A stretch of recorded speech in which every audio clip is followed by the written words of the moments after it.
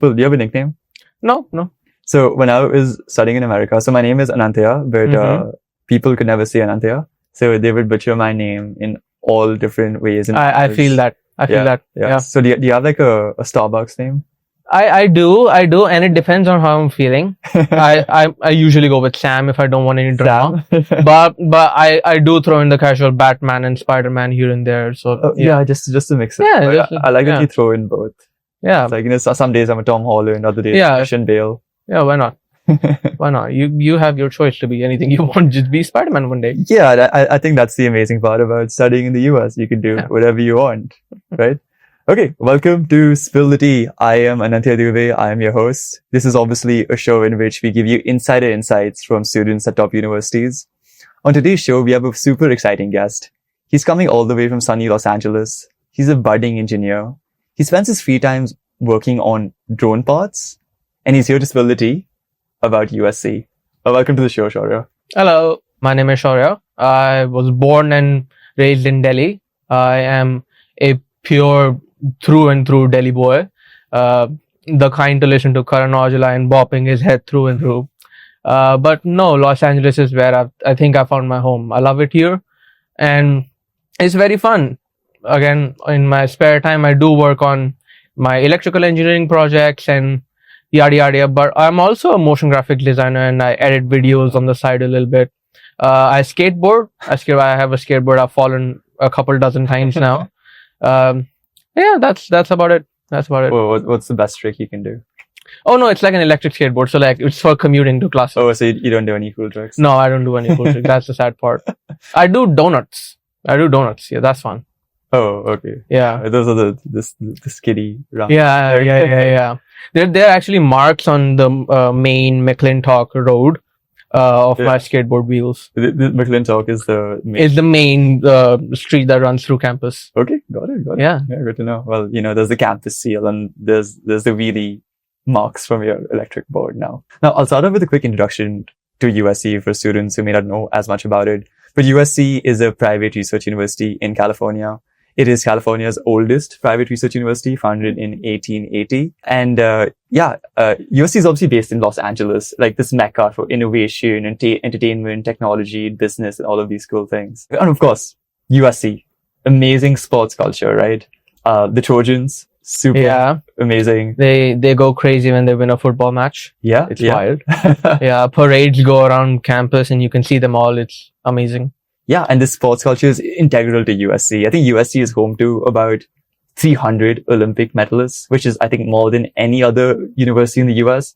More than like some countries, which is like really amazing to me. That's insane. And given that the 28 Olympics are going to be in LA, that's a big deal. Oh, wow. Yeah. That's super true. Yeah. It's fun. The main track and field stadium has these sort of pillars that the Olympians' names are etched into, and it's really cool. So just like you can go there and just like walk for an hour and look at the names, and it's a beautiful scenery there. So the chances of you walking onto the basketball team are like... Oh, no, minimal. I don't think that's happening. Yeah. Mm-mm. Okay. So whenever I'm talking about a new university, I like to give people like a frame of reference by comparing it to a university that they may already be more familiar with, right? So, for example, Harvard is like a smaller MIT. Tufts is like Georgetown in Massachusetts. When I was thinking about USC, the first name that came to my mind was NYU. So, what I'm gonna do is I'm gonna say a couple of facts about NYU, and I want you to tell me if they hold true for USC as well or not. Okay, sure, yeah. Okay, so first of all, NYU is a large private university in a large prominent city. Yeah, that's true for USC as well. It is home to more than 20,000 undergraduates. I'm a little hazy on the figure, but yeah, that's about right. Yeah, that's almost almost that. Okay. Yeah. Notable arts and media program. For sure. Yeah. For sure. Yeah. Made notable progress in rankings. Top 30 school right now. Yeah, USC is on the rise. Yeah. Yeah, it's good to see. Yeah. So my question is, what's the difference? I think mainly that NYU doesn't have any walls. NYU doesn't have any walls. You're in NYU and you can just roam around and find yourself in the middle of Times Square and like Yeah, like in New York, and whereas if you leave campus at USC, you're very identifiably not on campus, which it kind of sucks. It's kind of good because you have very definitive borders. Mm-hmm. Up until last year, they had gate kept campuses, so you had to tap your ID, and they're getting rid of that this year. Oh, really? Yeah, they're getting rid of that this year, so it's going to be a little more free. And I honestly think that location is a big factor. Weather is another big factor that you can factor in, because absolutely, it gets cold on the other coast, whereas it just stays sunny. Yeah, I mean, that's an important point, right? You can't really get lost on your way to Intro to Economics and end up in Times Square or the Empire State Building.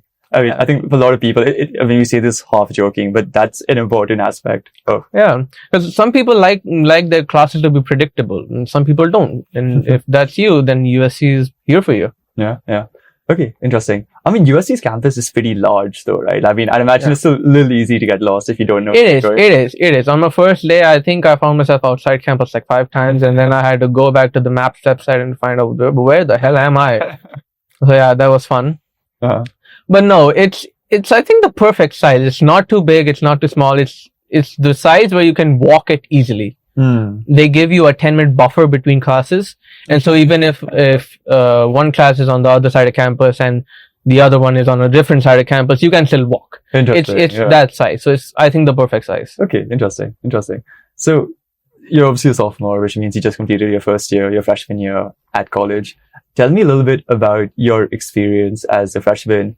How did dorm assignment work?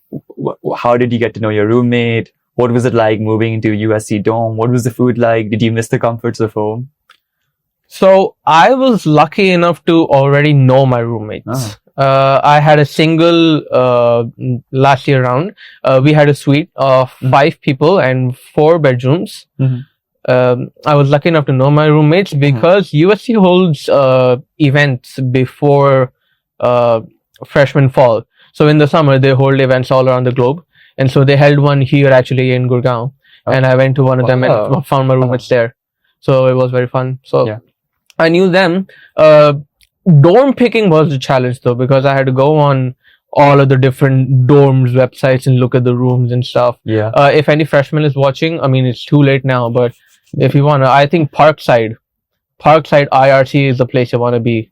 They're the best. Parkside's where it's at. Yeah. And what's the general quality like? Like, let's say you're not lucky and you haven't watched this video in advance. Like, what's the general quality of dorms like? You'll be fine. Yeah. You'll be fine. It's more than acceptable. It's very good. Yeah. And what's the dining situation like? Are there a bunch of dining halls that people like just go outside and eat most of the time? Honestly, if you're a picky eater, I think you're gonna have a hard time if you're a picky eater. If you eat just about anything, you'll be fine. So you should spread. Like you walk in dining hall, like what can you find on a typical like Wednesday? Honestly, I think you can find everything. I think you can find a little bit of Italian, you can find some Asian food, you can, on some very rare occasions, you can find some Indian food as well, which I get very happy about that. There is almost always pizza. So if there's nothing else, you can grab pizza. And yeah, that's about it. Yeah. And like, you know, I whenever you watch an American TV series about high school or college, there's always these tropes, like athletes sit together, like, you know, the nerds sit together. Like, is that true to some extent at USC? Do the jocks have their own table? It is true. And it was very surprising to me how quickly that separation happened between people. I think the fact I found out is that the people you met on like in the first week of being on campus, you will very quickly get detached from them. But the people you meet in the first month will be there for the entirety of your degree. Yeah, no, 100%. That's why. The groups, this was very surprising to me. Groups form on the basis of location. So if you're from the Southeast of Asia, chances are you're gonna be around people that are also from the Southeast of Asia. If you're American, you're gonna be around people from America, which was very wild to me, because one of the selling points of getting to college in the US is that you'll meet people from everywhere. But it's interesting why that happens. I do want to dig more into that. So you see a lot of people kind of sticking to like what they know, right? Like people, kinda. Yeah, like it's I think having studied abroad myself, I know that when you first get to a university campus and everything is unfamiliar, like the class is unfamiliar, the campus is unfamiliar, you kind of find yourself reaching for what you know, which tends to be people who speak the same language, share the same culture. But that's interesting that kind of bunching up happens at USC as well. Yeah, there's some outliers. So if you're insanely extroverted, I see people that are friends with basically the entire globe. Yeah, so, that too. Okay, interesting. I want to bring up something, and I know this is a sensitive topic. Go on. UCLA. You've hit a soft spot there. But I'm bringing it up for a good reason, right? So I know USC and UCLA have a big rivalry, but I kind of want to raise a bigger point about the public or school systems in California, right? There's lots of great public colleges in California. There's UCLA, Berkeley, San Diego, and USC is one of those rare top private universities in California. So, like, for people that may be considering a UCLA or a UC Berkeley versus a USC, what are some key differences that they should know about when making that choice? So I'm going to speak about this from, first of all, an engineering perspective, is that I have met people from the UCs, and the main thing I've noticed is that they just sort of leave you on your own to figure stuff out. USC has a lot of hand holding, which is really good. Like, if you're confused about something, you can like call up your advisor and be like, yo, how does this do? And then they'll be like, this is what you do. And that's fun. That's fun. But if you're the type to figure out your own life, maybe the UCs are for you. But I think USC has a better ratio of help to figure stuff on your own out. Other than that, I've heard that the UCLA campus is giant. It is ginormous. Your legs will definitely fall off if you walk from one end to the other. So that's consideration. UCLA is also up in the north. Right. So it's very hard to get back into downtown where USC is. So let's say you want to have a fun weekend out with your friends, want to go to a concert or two. You'll have to make your way downtown, which is kind of a pain. So yeah. That's that. But if you're a person that likes the hills or something, big bears up in the north of Los Angeles, so UCLA is closer to that. So you pick your poison. Interesting. So it seems like USC is almost more personalized, more close-knit, whereas UCLA, I mean, still obviously a great school, but maybe a little harder to get lost if you don't come in with a lot of support and direction already. Interesting. Okay. Very cool. Kind of talking about other colleges in that same vein, I think there's often like two stereotypes of US colleges. The first is, your typical party school, right? Thinking of like a Penn State where the perception is that you kind of go there for 4 years, you kind of party a lot and you come back. And then the other perception is like the schools where fun comes to die. I'm thinking of like, again, not my opinion, but what people say, like a Cornell or a U Chicago, where super academically focused. I think USC is interesting in that way, where there's a very unique blend of academics and an active social life. Could you speak a little bit about that in your experience with how USC and you as a student balance those two things? So I think a lot of people are going to put their pitchforks up on me when I say this.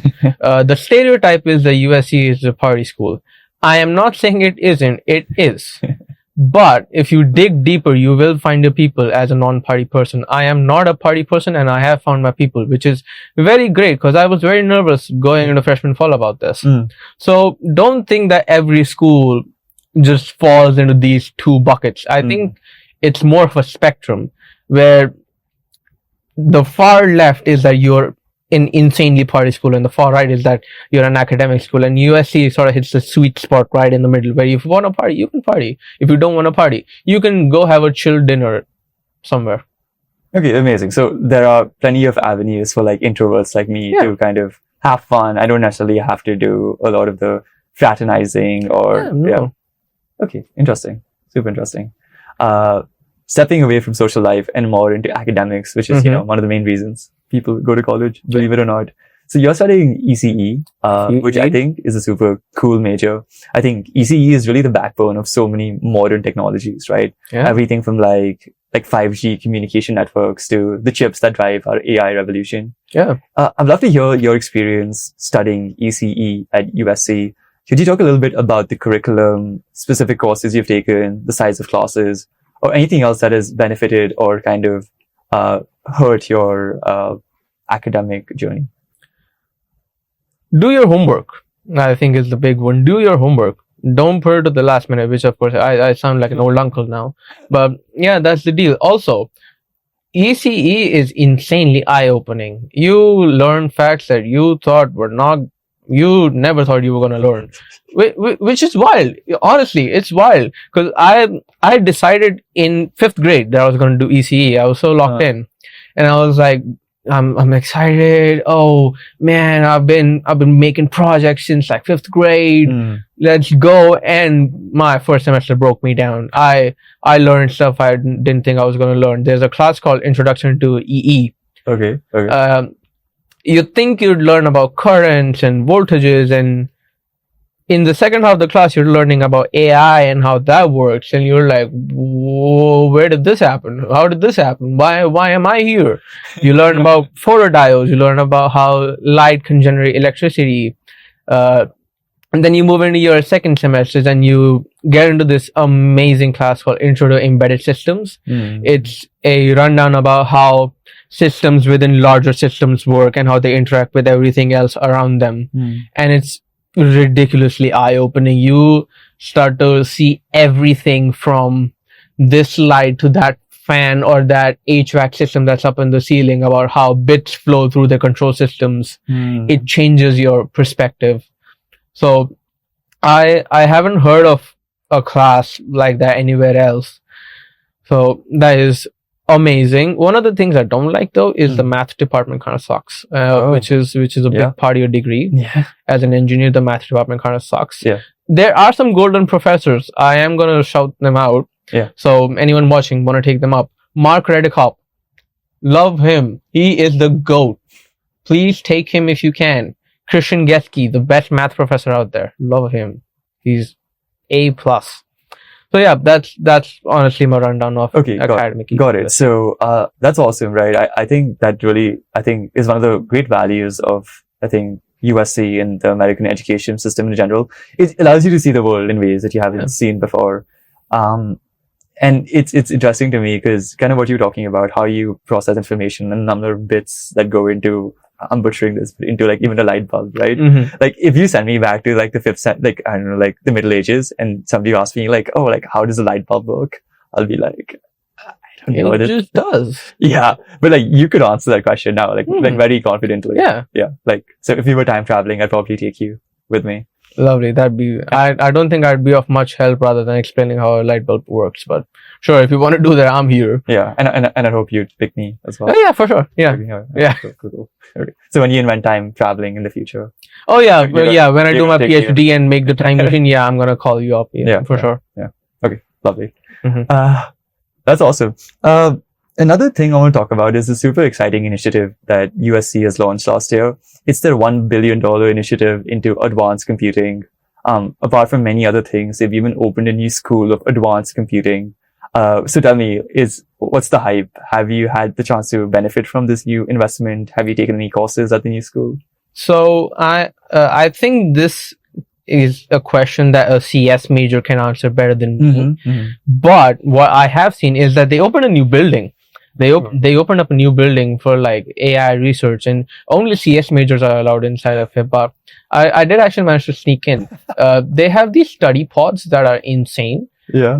There's a TV in front of you, and you can change the lights in the study pod, and you can play calming music, and it can give you a massage and stuff. It is insane. It's insane. If like anyone want to look this up on Google, go to like USC new CS building and just look at the building. You can spend hours on that webpage. It is ridiculous. So yeah, they're putting a lot of money into that, and rightfully so. AI is a new big thing. Everyone's on ChatGPT and LLMs, and I think I fully understand why they're doing this. So yeah, props to them. Wow. So it seems like there's a lot to talk about USC's academic programs. But, as important as academics are, you still are a person. And, when you finish your courses, you need to spend time outside the classroom, make friends, do clubs and stuff. So I kind of want to delve a little deeper into your social life, your community life at USC. So I want you to help paint a picture for our audience. It's a Wednesday. You've just finished your EE class and your head is buzzing. and you're looking to relax and take a break, what do you do? How do you chill out, kick back, and make some friends? Okay. So the engineering part of the campus is near the south part of the campus, and there is a lovely dining hall, the Parkside Dining Hall. It's right near IRC, the dorm I was talking about. So just go there, grab some food, chill out, watch some YouTube. Then I think if you go look at some clubs, there are some very good clubs. There is the air design team, a part of that. There is the USC Formula student team. If you're a Formula 1 enthusiast, you can go look into that. If you're more of an electric person, there's a Formula Electric team. There is RPL, the Rocket Propulsion Laboratory, where you can design rockets. USC was the first student team to send a rocket into space. What? I didn't know that. Yeah. That's crazy. Yeah. So, honestly, for the first week, just do this. Club hopping. Just go from one club to the other and pick one. It's fantastic. Do that. If you want to make some of your own projects, hit up the makerspace. It is a giant space for you to make anything. They give you tools, they give you training. I will give you training if you want to come over. And if you have something that you want to put in your room, you design a 3D model. Send it to the 3D printing lab. We print your stuff and then we give it back to you. And this is all like included in, yeah, like you can just, Wow. That's awesome. So, and then you can go back to your dorm, finish up some homework, and then go to bed. Right. No, that sounds like a pretty solid day, huh? Yeah. I mean, and I think the Maker Lab is especially awesome to me. Maker Lab It's is like fun. this 8,000 square feet space, and just for undergraduates, like design, fabrication, workshops, and tools. Yeah. But like a lot of universities, you might be competing with graduate students for the space. Like this is just for you guys. No, yeah, just for undergrads. Yeah, that's fantastic. Another important part of USC's community is sports, right? I mean, that's probably a bit of an understatement. Yeah. But, you know, the Trojan spirit, you guys are a part of a bunch of NCAA Division I sports. Yeah. Everything from basketball to water polo. Recently a part of the Big Ten. The Big Ten conference as well. Exactly. Huge developments. I kind of want to help people up in, I get some of it, right? Like the whole tailgating and stuff. But I kind of want to help explain to some of our audience that how is sports being such a big part of your school community impact your student experience? It impacts your experience in that basically everyone is talking about it. You go into class on a Monday where the previous Sunday was a game, and the professor walks in being like, "Hey, did anyone watch the game?" Which is insane. That never happens. Yeah. So sports is a big factor in USC's just like student life. You're surrounded by sports. You're surrounded by mostly football, but it's very fun. It's very fun. Even if you're an introvert and you don't like loud music and stuff, go to a football match. It's worth it once. Even if you don't like it, it's a tradition. Please, you have to go once. Yeah, and for me personally, this was a huge adjustment. Like going from football played with the feet to football through with the hand. Yeah. But like, are you into it now? Like, do you kind of understand like what I don't understand the rules. No, I still don't. I don't think anybody does. I don't. No, they just all pretend to. They pretend to understand. None of them do. Yeah. You know, this is true. This is a fact. Yeah. It's like fake it till you make it. Fake it till you make it. There you go. One other part about USC and life in USC is that you guys are also living in Los Angeles, right? And LA seems super glamorous, at least on TV, right? Like when I was a kid, I used to imagine like a celebrity on every street corner, like unlimited matcha lattes. I don't know, like people just Santa Monica Beach or whatever. Yeah. But I also understand that LA is not necessarily like that in real life. And I kind of want to understand from you, like, what is the day-to-day student reality for somebody living and studying in LA? The day-to-day is that, yes, you do see the Hollywood, the celebrity, the glamour, the matchas, the beaches. Yes, you do see that. But the stuff you don't see is the crime. Crime is big. Like per day, I get like 5 alerts for something happening around campus. It's kind of scary. And I think that's one of the reasons they had the gatekeeping thing on campus. Yeah. Because campus is really safe. You can walk into campus at night and have nothing happen to you, and step a foot outside campus and something happens. Does that happen? Is that common? Like incidents? It's pretty common. It's pretty good. There's like a juvenile biker gang of kids that are like 12 to 13-year-olds who just snatch phones and stuff from people's hands. Oh my God. And the police can't do anything because they're below 18. Seriously? Yeah. That's so scary. Yeah, and then no one talks about this. But you mentioned that they're actually rolling back the gated communities. Yeah, it's gotten better. It's gotten better. Oh, yeah. So, like, it's gotten a little safer outside? Yes, it has gotten better. DPS, the Department of Public Safety, is a USC police force that coordinates with LAPD, and they have really tightened down campus. And if something happens, like if protests happen, they say they'll bring back the gatekeeping and the cards tapping, all of that.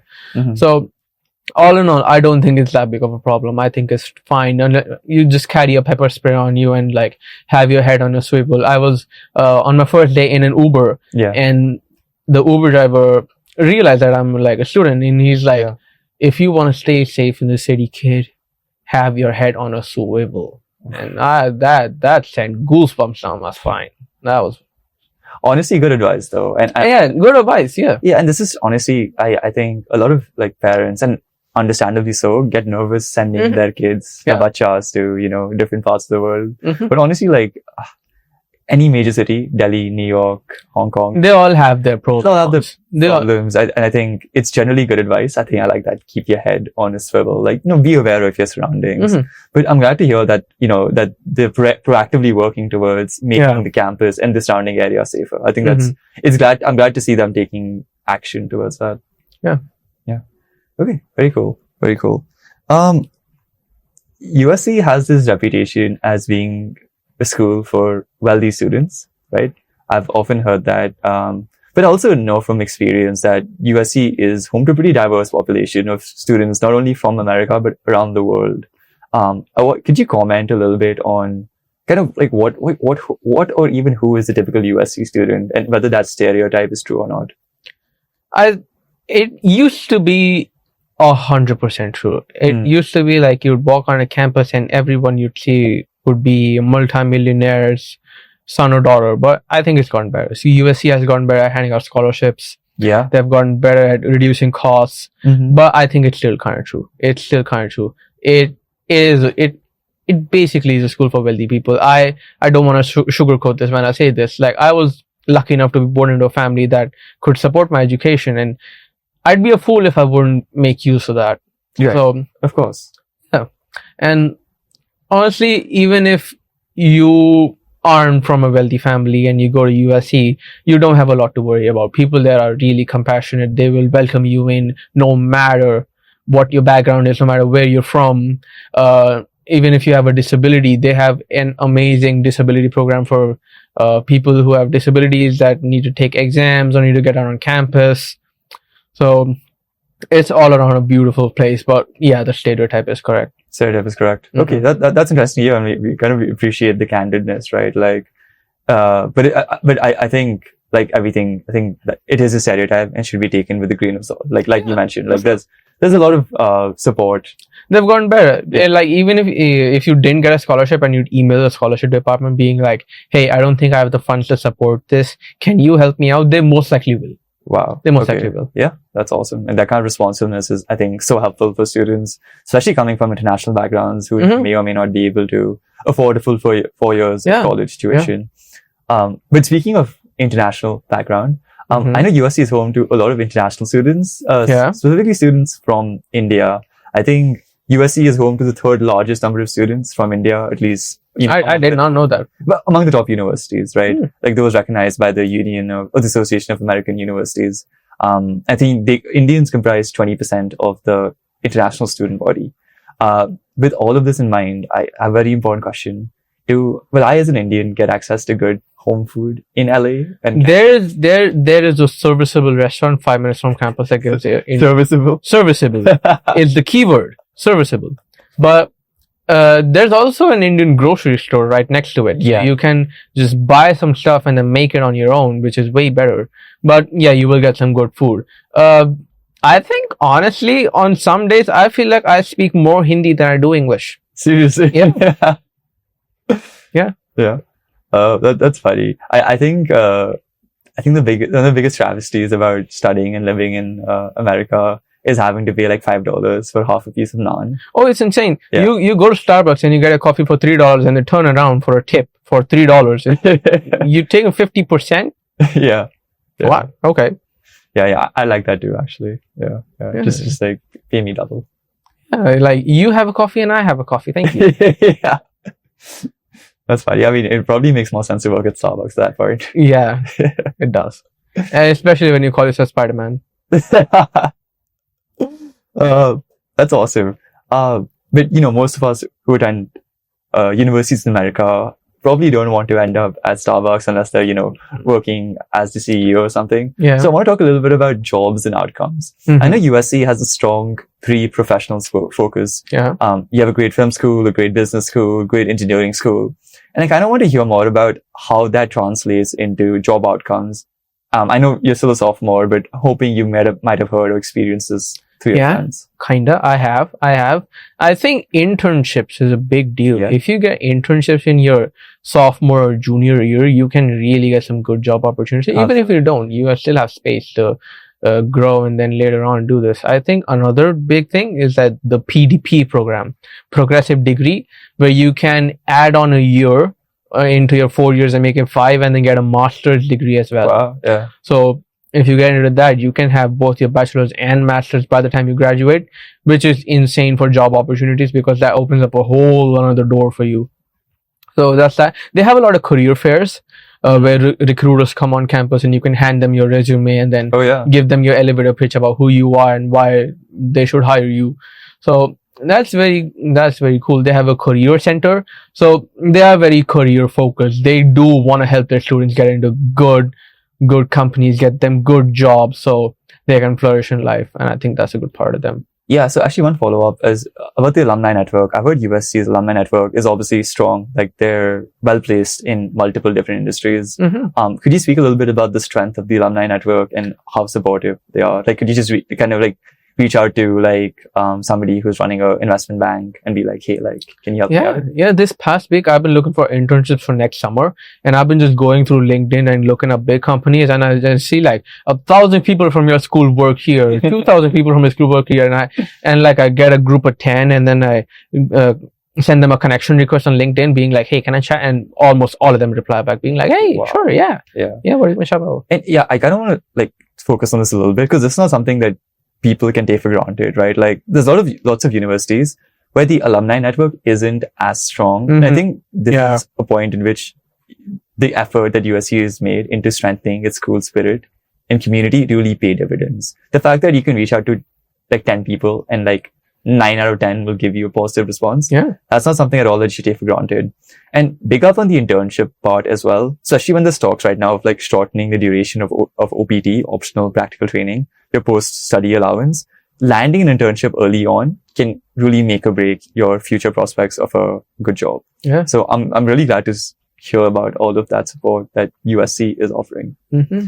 And I guess like to summarize, like considering job outcomes, alumni network, but also kind of like the tuition that is accompanied by a private university, do you think students end up seeing the value of their money on a day-to-day basis? Or is it something that kind of manifests and matriculates over time once they finally found their job abroad? I think both. They do see their value while they're on campus. They see how well maintained it is. It is very green campus, very clean campus. Even in some of the dorms, you will have custodians come in and clean some of the bathrooms and take care of some of the hallways. So you do see value for your money. And almost all degrees have an accreditation program. So they make sure that the value of your degree that you're getting from USC is maintained throughout your career. So it doesn't fall in value compared to any other degree. So grade inflation and all of that is under control. So you get what you pay for. And the alumni network is one really big thing because it's just that when you are a student, alumni help you. So when you are an alumni, it's sort of a burden on you to help the ones that are coming before you. Yeah. So you help them and get them through. At the start of your freshman fall, there's a thing called send-off. Okay. So alumni in all of their respective countries where they're living organize a meetup of all the new freshmen and invite them to their homes for like an evening. What? Yeah. this happened last time in Delhi as well. I couldn't go. I had some other commitments, but yeah, you do get your value for your money. That's awesome. That's so awesome to hear about. I love like actually reading through USC's alumni. Like you guys have everybody from George Lucas, the creator of Star Wars, to like Neil Armstrong, the first person to walk on the moon. There's a statue of him on campus. Of Neil Armstrong? Yeah. Who would you rather be 10 years from now, a Neil Armstrong or a George Lucas? Oh, honestly, neither. I don't like space. I don't like the space. Really? Yeah. I haven't thought about this much. I haven't thought about this question. Oh, who would I want to be? I think I'd want to be the more tame version of Elon Musk. I think a more filtered version of Elon Musk would be nice. Oh yeah, like multi-billionaire, but like not driving everybody insane with his antics. Mm-hmm. Yeah, I like that. I think those are in short supply these days. Yeah. That's awesome. This is obviously application season. A lot of students currently are thinking about applying to USC. Yeah, the Common App just opened. Yeah, I mean, if you're watching this and you haven't created your Common App account yet, what are you doing? But I want you to give us some advice for students thinking about USC. Specifically, what's something that students should know about USC that would help them in their applications that they may not find easily on their website or online? So I think one of the big there's two things that I want to say here is that the people reviewing your admissions aren't a bunch of robots. They're humans. They understand your flaws. They understand your quirks. And so if you want to mention them, go ahead. It'll make you unique. The other thing is that USC, like, people have this perception of colleges being like very harsh and being like, if we see something bad, we will reject you. Colleges want you. They want you. They are not gonna reject you based on. Oh wait, I'm getting a call. 1 sec. Sorry. That's okay. That's actually the USC admissions officer. They're like, "What are you doing? You can be you can't tell the people this. No, you can't leak the secret. Sorry." Yeah. Okay. USC wants you. So be yourself in your applications. Don't be a mask that you put on, because they don't want the mask. They want you. They want your quirks. They want your flaws, and that's what makes their campus so diverse. And that's what makes them so unique. So be you. Yeah. Unless you're at Starbucks, then you can be Spider-Man or Batman. Yeah, again, yeah. But in most other cases, it's probably best just to be yourself, especially for your application. Okay. That was most of my questions. I wanted to open the floor to you. I mean, is there anything I missed that people should know about USC, living in LA, the international community? Anything else? Honestly, no. I mean, it's just a really good place to be. One thing, look out for your emails, because there are some opportunities for you to get free food. And don't miss that. Oh, don't miss out on that. Yeah. USC just gives free food to students. Yeah, clubs just give out free food. Oh, guys, this is big, man. This is huge. Like, look at your emails. Like, people will send out emails, and at the bottom it's going to be like free food available, and like, run. And I guess to sign off, USC in 3 words. Elegant, academic, enjoyable.